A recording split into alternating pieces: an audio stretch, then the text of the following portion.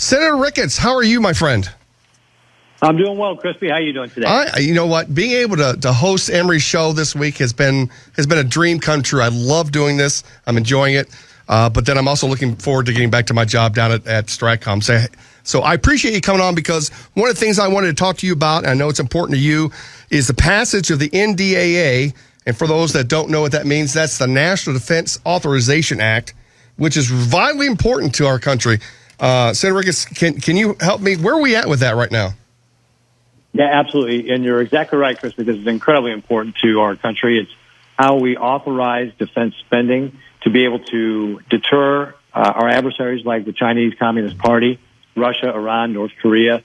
And this bill has a lot of really important facts to it, which we can get into in a minute. But where we are with it right now is I'm hoping that we're going to be voting on this later today to wrap it up. So we've got a point of order vote coming up here in about an hour, and then we should be able to move on to the NDAA itself and get that wrapped up and passed. So actually get that done before we leave for the holidays. Now, this is going to, then once you guys get done with that, it's going straight to the president, correct? There's no conference committee on this one. Right, because this is the conference approved one. Yeah, right. The conference approved one. Yeah. So all we need is the Senate to sign off, and then, or to vote on, and then the president will sign off. So I know that some of it is, there's some good stuff in it this year. I know that there's a 5% raise for our military members. Am I correct on that? Yeah, 5.2%, which will help our service members keep up with inflation. It's one of the things that has lagged behind in the past, and we've still got more work to do on this, but we want to recognize the great work our women and men in the military do, and this will help us get there. Okay. So what are the other big points that those of us laymen would be really interested in?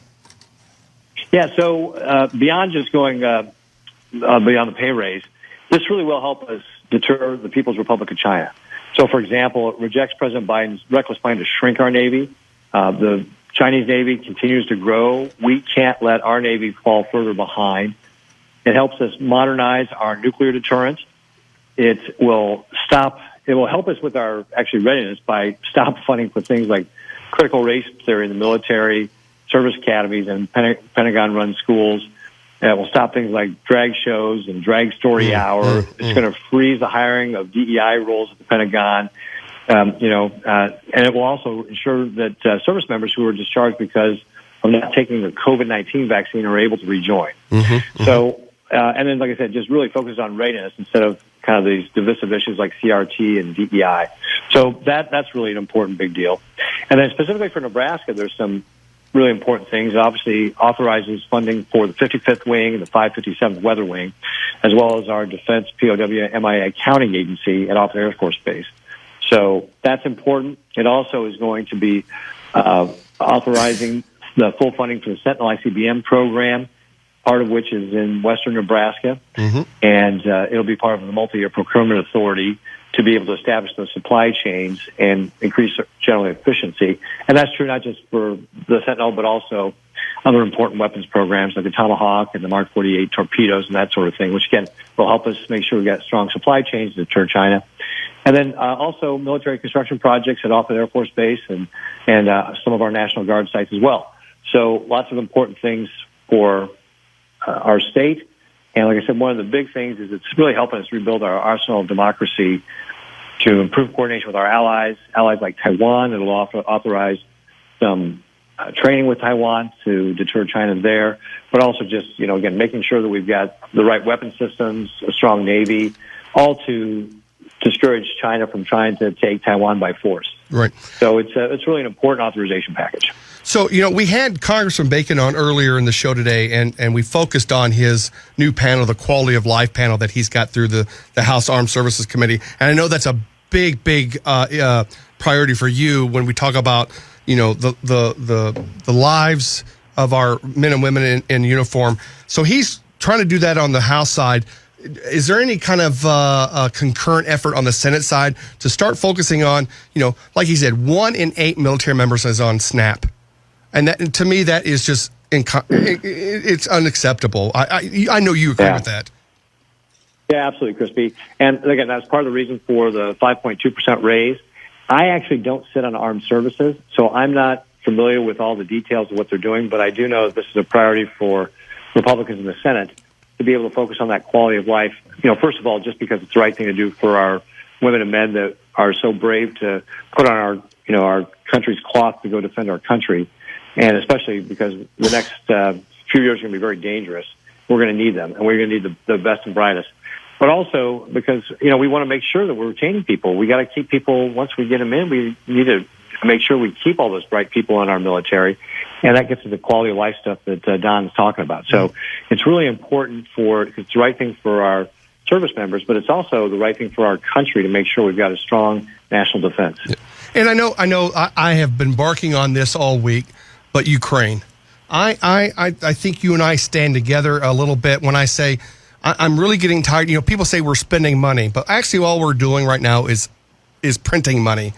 I think you and I both agree that we need to support Ukraine, but there's got to be some accountability. Wouldn't you agree?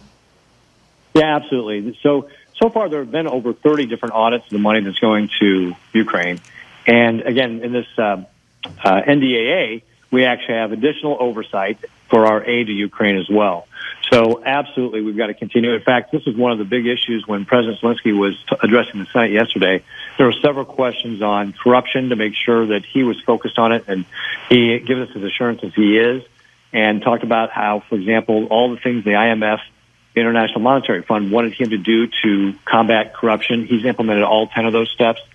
And I got to tell you, just again, as part of my due diligence overseeing this, I've looked into a lot of this as well, and I can tell you that so far, as I mentioned, these over 30 audits, we have not encountered any sort of major or systematic diversion of any of our U.S. dollars. And frankly, a lot of what we're giving Ukraine is our weapons, and they're really easy to track. All you need is like a cell phone. You can take a picture of whatever identification is on the piece of equipment, and we can know instantly where that piece of equipment should be.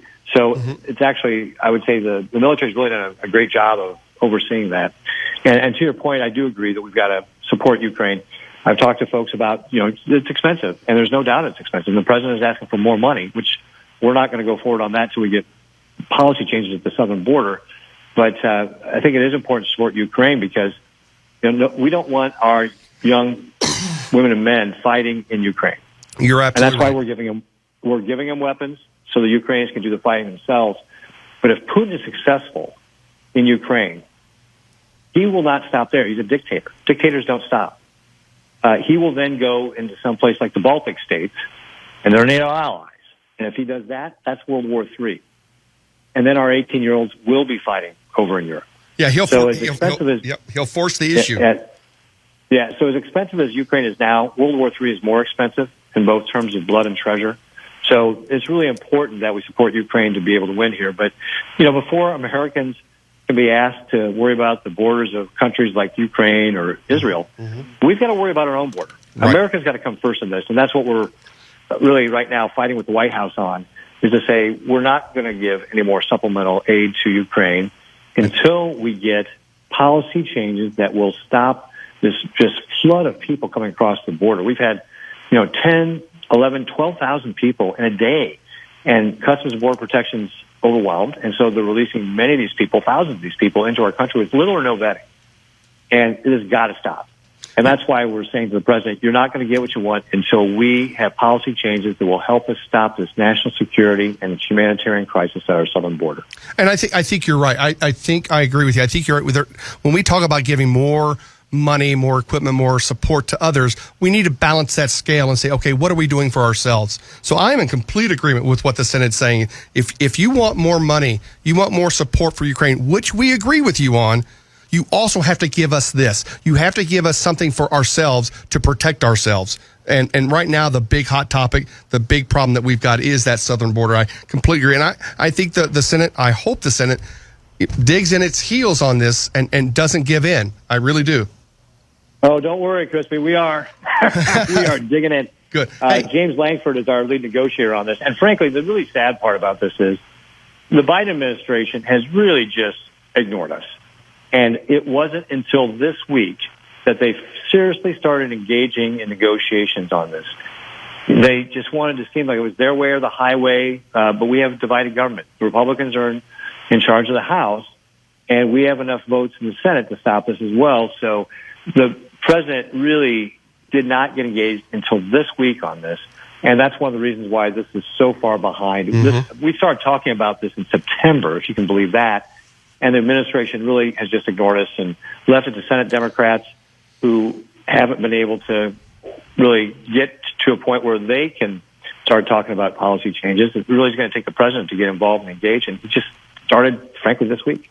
Well, Senator Ricketts, I greatly appreciate you coming on for me today, and keep up the hard work. I love the fact that you're focused on the right areas and making sure that you don't forget those of us here in the homeland.